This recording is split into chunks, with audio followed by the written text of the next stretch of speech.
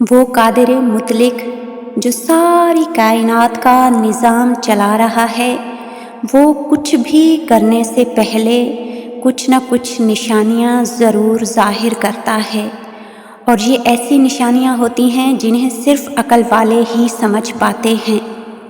اسی طرح جب وہ کسی مدد طلب کرنے والے کی مدد کا ارادہ کرتا ہے تو کچھ نہ کچھ نشانیاں اور اشارے ضرور ظاہر کرتا ہے، جو تمہاری ناممکن دعاؤں کو ممکن بنا کر اللہ سے غیب کے وہ بند دروازے کھلوا دیتی ہیں جو تمہاری تاریک زندگی کو حیران کن روشنیوں سے منور کر دیتے ہیں۔ تو سنو، وہ تمام جہانوں کا مالک جو کائنات کے ذرے ذرے پہ قدرت رکھتا ہے، اس نے تمہارے لیے عرش پر معجزے بھی تیار کر رکھے ہیں اور مدد بھی تیار کر رکھی ہے۔ قرآن پاک میں اللہ تعالیٰ خود فرما رہا ہے کہ اسی کے پاس غیب کی کنجیاں ہیں، اور بکھیرنے والی ہواؤں کی قسم جو اڑا کر بکھیر دیتی ہیں، پھر پانی کا بوجھ اٹھاتی ہیں، کہ جو وعدہ تم سے کیا جاتا ہے وہ یقیناً سچا ہے، اور وہی ہے جو تم پر آسمان سے بارش برسائے گا، تمہیں مال اور دولت سے بھی نوازے گا، تمہارے لیے باغ بھی پیدا کر دے گا اور تمہارے لیے نہریں جاری کر دے گا۔ اور اگر تم ذرا غور کرو تو یہ صرف چیزیں اس بات کی دلالت کر رہی ہیں کہ وہ قادر و مطلق رب جو بھی کام کرتا ہے اس میں کوئی نہ کوئی مصلحت اور حکمت پوشیدہ ہوتی ہے۔ اس کا تو نظام ایسا ہے کہ کوئی ستارہ وقت سے پہلے غروب ہو نہیں سکتا، اور سورج وقت سے پہلے طلوع ہو نہیں سکتا، اور چاند وقت سے پہلے مکمل ہو نہیں سکتا۔ رات ایک لمحہ چھوٹی ہو نہیں سکتی اور دن ایک لمحہ بڑھ نہیں سکتا جب تک وہ قادر مطلق رب نہ چاہے۔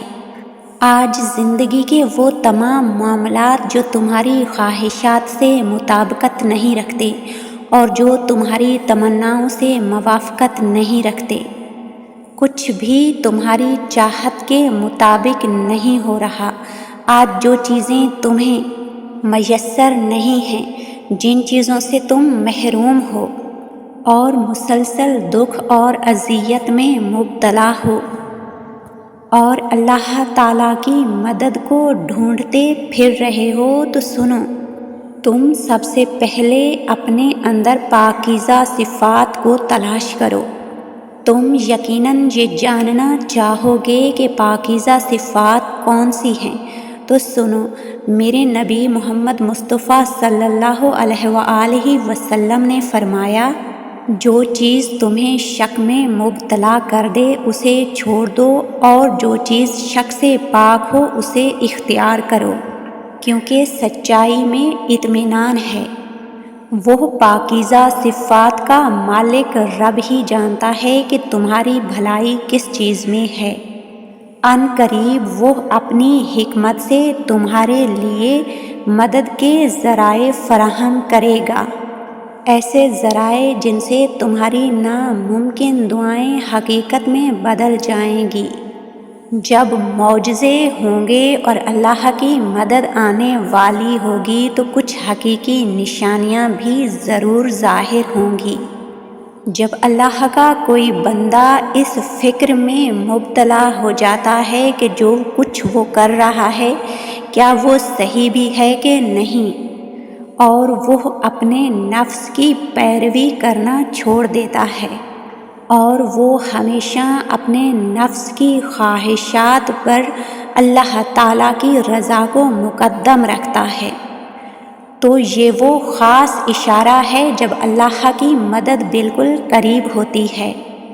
اللہ کی مدد کی ایک خاص نشانی یہ بھی ہے کہ جب تم مخلوق خدا کی